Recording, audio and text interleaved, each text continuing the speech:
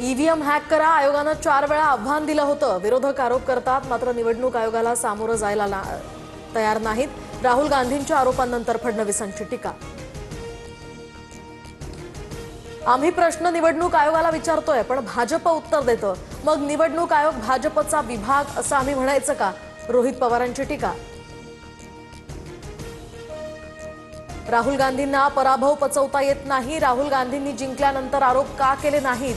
उपमुख्यमंत्री शिंदेंचा राहुल गांधींनी निवडणूक आयोगावर केलेल्या आरोपांवरून निशाणा. इंडिया आघाडीचा उद्या केंद्रीय निवडणूक आयोगाच्या कार्यालयावर मोर्चानंतर मल्लिकार्जुन खरगेंच्या निवासस्थानी आघाडीच्या सर्व खासदारांना डिनरसाठी निमंत्रण.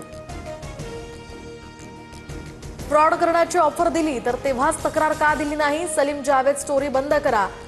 शरद पवार आणि संजय राऊतांच्या दाव्यानंतर फडणवीसांची टीका. विधानसभा निवडणुकीवेळी 2 माणसं भेटली, 160 जागा निवडून आणण्याची गॅरंटी देत होते, मात्र मी आणि राहुल गांधींनी हा मार्ग नाकारला. शरद पवारांचा मोठा गौप्यस्फोट. मतदान वाढवण्यासाठी पवारांप्रमाणे ठाकरेंना सुद्धा लोक भेटले. 60 ते 65 जागा जिंकून देऊ सांगितलं. शरद पवारांच्या गौप्यस्फोटानंतर संजय राऊतांचा दावा. निवडणुका आल्या की प्रत्येकाकडे तांत्रिक मांत्रिक येतात. जागरूक लोकांनी भामट्यांना पोलीस स्टेशनला देणं आवश्यक होतं. शरद पवारांच्या गौप्यस्फोटानंतर अनिल बोंडेंची टीका. राज्यभर ठाकरेंच्या शिवसेनेचं उद्या सरकारविरोधात जनाक्रोश आंदोलन. भ्रष्ट मंत्र्यांमुळे राज्याची बदनामी होत असल्याचाही आरोप. तर ठाकरेही मोर्चात सहभागी होणार.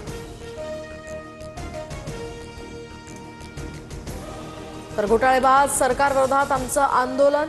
ठाकरेंच्या शिवसेनेच्या आंदोलनावर राऊतांची प्रतिक्रिया. तर यांना मोर्चे काढण्याशिवाय काही कामं नाहीयेत, सरनाईकांची टीका. शिवसेनेकडून श्रीनगरमध्ये महारक्तदान शिबिराचं आयोजन. शिंदेंकडून श्रीनगरमध्ये रक्तदान. सांगलीतील हजारो पैलवान आज रक्तदान करणार.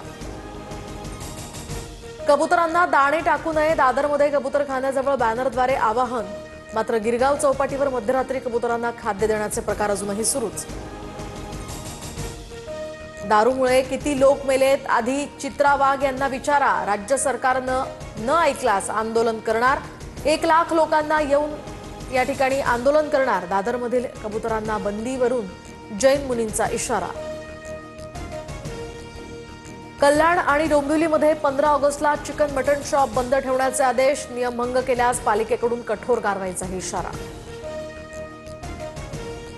15 ऑगस्टला कुठेतरी चिकन मटणाची पार्टी ठेवा. आम्ही चिकन मटण खायचं की नाही हे सांगणारे आयुक्त कोण? कल्याण डोंबिवली पालिकेच्या निर्णयावर आदित्य ठाकरेंसह जितेंद्र आव्हाडांचा आक्षेप. नागपूर पुणे वंदे भारत रेल्वेला मोदींकडून हिरवा झेंडा. कार्यक्रमाला मुख्यमंत्री फडणवीस आणि नितीन गडकरी उपस्थित. तर समृद्धी महामार्ग समांतर ट्रेन करण्याचा विचार. फडणवीसांची माहिती.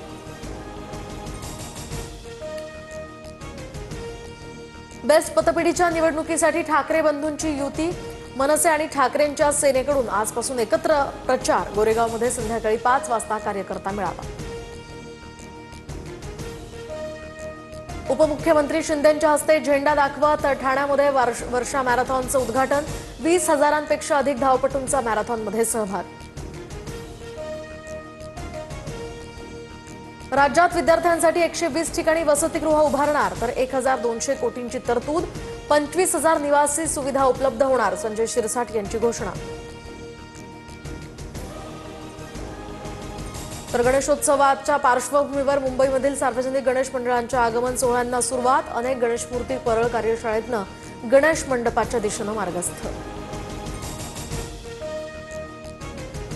फेस्टिवल स्पेशल आणि नियमित रेल्वे गाड्यांच्या रिटर्न तिकिटावर 20% सूट देणार. राऊंड ट्रिप पॅकेज स्कीम योजनेअंतर्गत प्रवाशांसाठी ही सूट.